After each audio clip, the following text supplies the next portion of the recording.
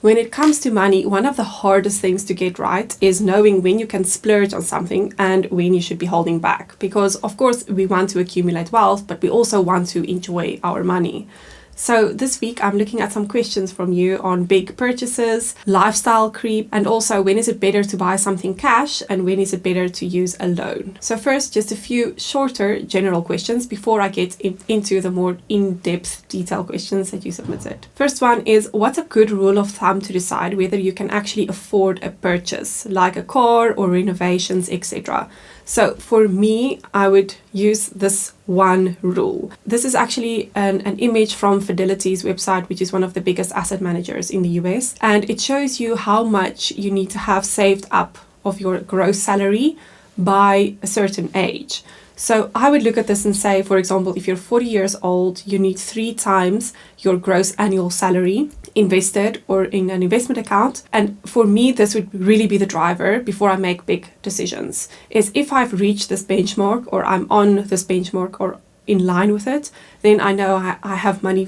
I can, spend some of my money on bigger purchases like renovations or upgrading my home, etc., or upgrading my car. But if you're not at least meeting these benchmarks, then it's probably not the smart thing to be spending or splurging. Also remember, this is based on US data. So if you live in a country where inflation is higher, you might have to increase these thresholds to account for that. The next question is, how do I prevent overspending but also prevent overinvesting and never being able to enjoy the fruits of my labor?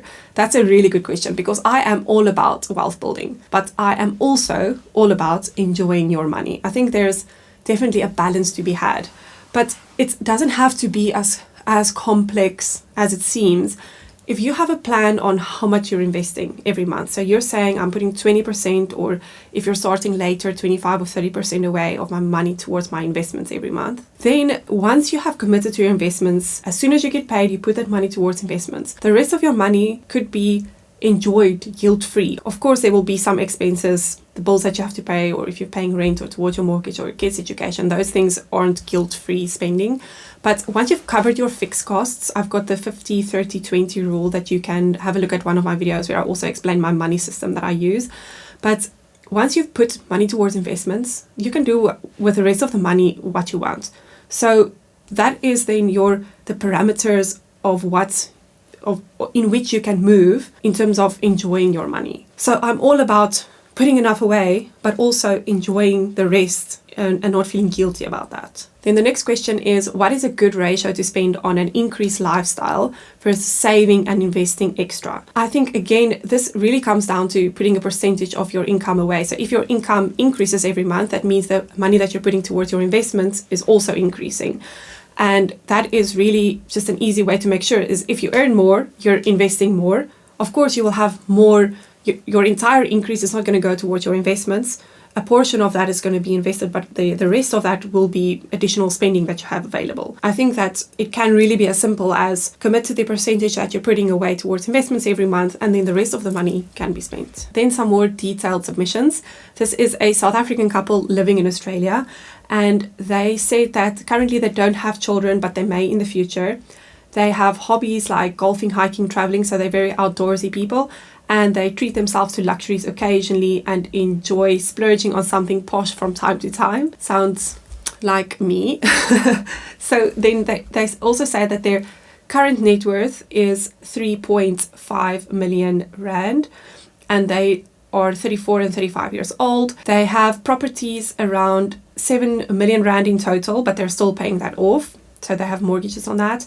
And then their gross annual income as a couple is 2.5 million after tax. So depending on the tax rate, let's say I'm going to assume a 20% tax rate. So I'm going to say their income before tax is around 3 million. So at 35 years old, if we look at the image I showed you before, 35 years old, you would expect to have 2 times your gross annual income as a couple invested. So in this case, they are short of that threshold. So they have 3.5 million net worth and their income is about 3 million annually as a couple. So they are above 1 times, but they're not at the 2x, two times your annual income, which is the benchmark expected according to this image from Fidelity. So in this case, I would be a little bit more hesitant to splurge too much until I've met that threshold. And they said that they already have a few investments and properties, and with a recent promotion, the husband will be earning more. And then they plan to invest 70% of the increased earnings. So of the increase, 70% of that is going to go towards investment. So it looks like they have a plan to ramp up investments, which is great news because that would help them catch up to the thresholds where they are a little bit behind on now. And then, so this is the big question, is they want to buy a boat. They want to buy a boat in cash, and because they can afford it now, but they are concerned about potentially, they want to know whether this is lifestyle creep. They are confident they can cover the maintenance and the berthing fees without jeopardizing their financial goals. And the cost of the boat is around 960,000 Rand, and the yearly cost is 69,000. So they have two ownership options. A full ownership options of an older boat, so basically that means spending almost R1 million on a boat, or a 1/3 ownership option of a newer boat. And the cost is the same at 960, but the ongoing costs will be split 3 ways. So I think that this is obviously a very tricky question, or a tricky thing to think about, but especially because once you reach this age of 34, 35, you start, and they say potentially having kids, you have that kind of thinking, okay, am I going to have the financial responsibility of that potentially in the future? Should I start thinking of education for kids, etc.? But also, I think this is really when you start realizing that you can't just work in life, that you also want to enjoy your money. So, and especially it sounds like they're a very outdoorsy couple, and I completely understand why owning a boat could be something really fun. I like the idea that they are putting more money towards their investments already from the increases that they are getting. And in this case, I would probably say that buying a boat is a lifestyle creep in this case. And this is purely because the threshold has not been met of the amount that you would need in your investments by this age, according to the guidance I showed you. But I think if there is a plan to catch up in future, it's okay. It's not the end of the world. It's not like you're using debt to buy this boat, which would be an absolute very bad case scenario. If you're going for the option where it's costing you the same, but you are splitting the ongoing costs 3 ways, that's a little bit of a better outcome. Also, this is not money that you're just throwing into the water, pun intended. You're actually you'll be able to sell this boat after time, and hopefully if you take the 1/3 ownership option in the boat, then it will be easy to sell your third. Hopefully it doesn't make it complex, because what I've seen before from people that share assets jointly, it becomes very complex when some people want to sell out, but new people aren't happy with the new partners that would come in, and it just becomes a little bit complex when you share or split assets. So I think for me this is it's not a very definite yes or no, unfortunately. I would say personally I probably wouldn't, but I don't understand how much you like boating. And I think that increasing your investments is at least a good balancing act. Okay, then I've got a question from a pilot in South Africa saying he's looking to buy a vehicle. Join the club. I'm still looking to buy a vehicle. I still haven't bought a vehicle. And I was curious about making more sense financially, buying the car outright. So he wants to know what would make more sense financially, buying the car outright, or investing the money in an ETF like an MSCI World ETF and withdrawing from the fund every month to make the payment.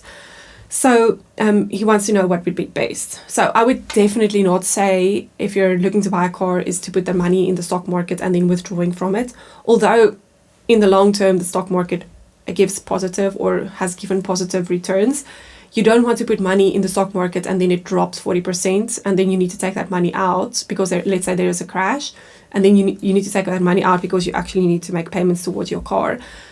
The thing is that if the stock market drops and you take money out, you're not giving it a chance to recover again.